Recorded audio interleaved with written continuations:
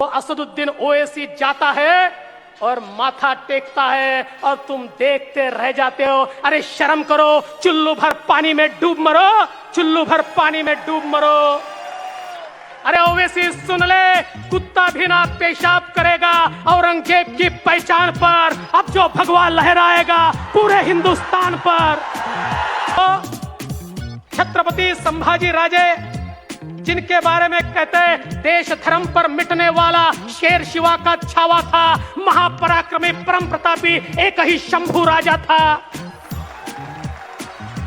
जिस छत्रपति संभाजी राजा को औरंगजेब ने तड़पा तड़पा कर मारा, क्या कहता था औरंगजेब?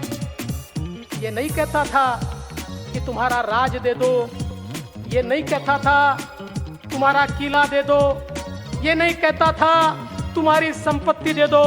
वो तो एक ही बात कहता था, संभाजी मुसलमान बन जाओ, धर्म बदल दो, लेकिन देश धर्म पर मिटने वाला शेर शिवा का छावा था, महापराक्रमी परम प्रतापी एक ही शंभू राजा था। संभाजी राजे ने कह दिया, अरे जान भी चली जाए न स्वराज दूंगा न स्वधर्म दूंगा। और ऐसे संभाजी राजा का, उनका खून करने वाले, उनको मौत की घाट उतारने वाले, उनकी निर्मम हत्या करने वाले औरंगजेब की समाधि पर वो असदुद्दीन ओवैसी जाता है और माथा टेकता है। किस बुनियाद पर हमारी डेमोक्रेसी काम करेगी? क्या इसीलिए हमारे बुजुर्गों ने अंग्रेजों को लात मार कर निकाला? क्या इसीलिए हमारे बुजुर्गों ने काला पानी की सजा काटी कि एक मेंबर ऑफ पार्लियामेंट जब पूना को आएगा तो ये कहा जाएगा कि तेरी जान को खतरा है, तू भड़काऊ भाषण देता है, तू लोगों को डराता है? अरे गाली देना है तो इससे और बदतरीन गाली क्या हो सकती है? आप मुझे इसलिए कह रहे हैं कि मेरा नाम असदुद्दीन ओवैसी है। आखिर कितने नोटिस दोगे मुझे? महाराष्ट्र में नोटिस, हर जगह नोटिस। मैं क्या बोलता हूं? केस बुक करो ना मेरे पे। कितना केस बुक हुआ बताओ? महाराष्ट्र में 3 साल से तकरीर कर रहा हूं मैं। वही कांग्रेस की जालिम हुकूमत थी, राष्ट्रवादी की थी, तो हर बार मुझे रोकते थे, मैं खामोश बैठता गया। एक बार मालेगांव को गया रमजान के महीने में 2013 में, इफ्तार की दावत थी, मुझे रोक दिया गया हाईवे के ऊपर। मैंने कहा मैं इफ्तार की दावत में जा रहा हूं, जलसे के लिए नहीं जा रहा हूं। तो कहा गया कि नहीं आप नहीं जा सकते। मैं रोजा खोलने जा रहा हूं, मैं हैदराबाद से 7 घंटे का सफर करके आऊं, मुझे रोजा खोलना है, नमाज पढ़ना है, मुझे वजू करना है, नहीं जाने दिए मुझे। मैं खामोश हो गया। कहां कहां मुझे नोटिस नहीं दिया, खामोश हो गया। याद रखो, मेरे सबर का इम्तिहान मत लो। तुम लोगों को वास्ता पड़ा होगा दीवानों से, मगर मैं इन दीवानों का बाप हूं, याद रखो। अगर मैं रोड पे निकल जाऊंगा, मैं अपनी बात को मनवा कर रहूंगा। मैं बार बार कह रहा हूं कि जेल मेरी आवाज को नहीं दबा सकती, सिर्फ मेरी आवाज को कोई चीज दबा सकती है तो मेरी मौत। तो मारने वाले मार मुझे, मैं खड़ा हूं तेरे सामने। और मैं जलसा करके इसी रोड से जाऊंगा, अकेले जाऊंगा। कोई मजलिस का इम्तियाज जलील नहीं आएंगे, कोई नहीं आएगा, मैं अकेला जाऊंगा। मैं देखना चाह रहा हूं कि कौन मुझे मारना चाहता। मारो मुझे, जूता मारो, गोली मारो, पत्थर मारो, जो मारना है मारो मुझे। क्या मजाक बना कर रख दिया है जमहूरियत का? किस लिए हम टैक्स पे कर रहे हैं कि एक मेंबर ऑफ पार्लियामेंट बोल नहीं सकता?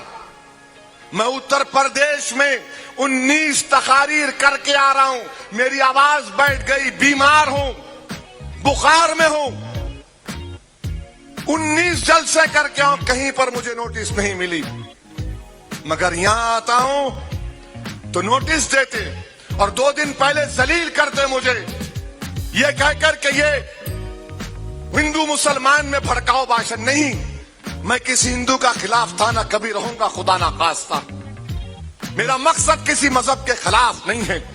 हां, मैं फख्र के साथ कहता हूं कि मैं मुसलमान हूं। मुझे फख्र है इस बात का। क्यों फख्र है? क्योंकि कॉन्स्टिट्यूशन मुझे इस बात की इजाजत देता। मैं अपने मजहब पर चल सकता हूं, मगर ये जलील करना, ये कौन सी ईमानदारी की बात है? क्या कर रहा है महाराष्ट्र का स्टेट इलेक्शन कमीशन? अगर इलेक्शन ऐसा होगा तो फ्री एंड फेयर नहीं होगा इलेक्शन। किसी और पॉलिटिकल लीडर को नोटिस नहीं देंगे, सिर्फ असदुद्दीन ओवैसी को देंगे। दूसरे आएंगे चले जाएंगे, दूसरों के ताल्लुक से नहीं कहते कि तुम्हारे भाषण से लोगों में तनाव पैदा होगा, नहीं मेरे भाषण से होगा। बताओ ये सेक्युलरिज्म है, ये रूल ऑफ लॉ है, ये फंडामेंटल राइट्स है, ये कॉन्स्टिट्यूशन का पास और लिहाज है, ये model of code of conduct है, क्या है मुझे बताओ। मेरे भाई अफसोस होता है, मुझे अफसोस होता है कि हमारा मुल्क किस रास्ते पर जा रहा है।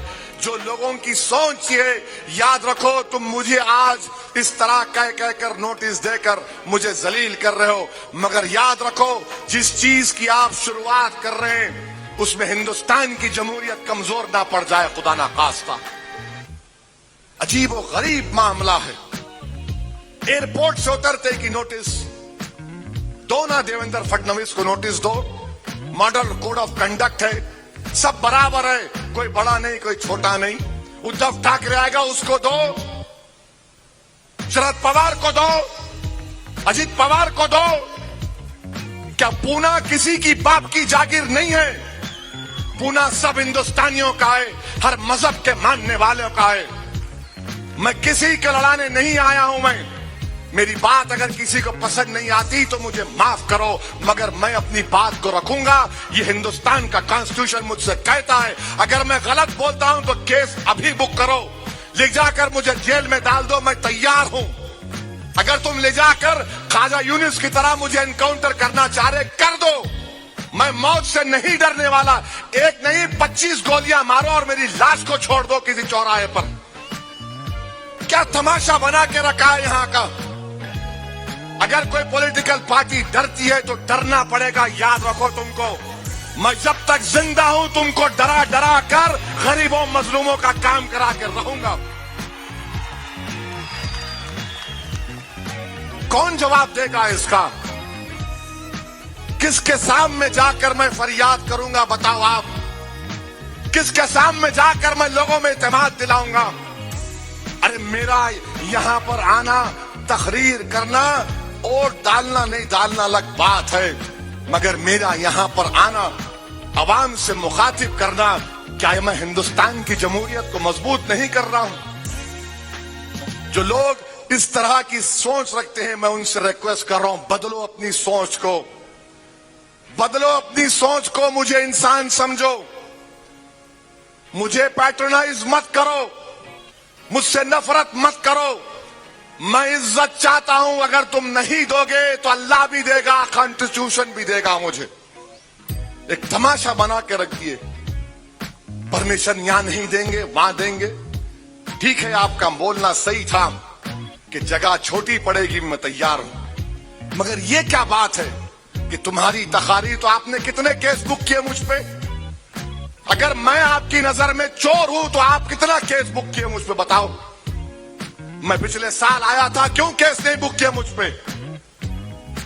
अरेस्ट करना था मुझे, लगाना था 153A, 295 लगाना था, मखोका लगाना था, कुछ भी लगा देना था, मगर आप केस नहीं बुक करते मुझ पर, अमन रहता है। और आज आप मुझे ये कहते हैं।